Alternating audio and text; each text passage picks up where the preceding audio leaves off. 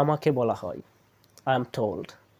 যদি আমরা বলতে চাই আমাকে খেতে বলা হয়, তাহলে সিম্পলি আমরা বলবো I am told to eat. I am told to eat, আমাকে খেতে বলা হয়। আর আমরা যদি বলতে চাই আমাকে যেতে বলা হয়, আমরা বলবো I am told to go. যদি বলতে চাই তাকে যেতে বলা হয়, হি ইজ টোল্ড টু গো।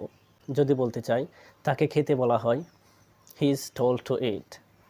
তাকে যেতে বলা হয়, he is told to go.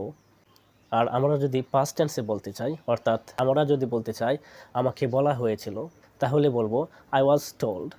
So আমাকে ইংরেজি শিখতে বলা হয়েছিল, I was told to learn English.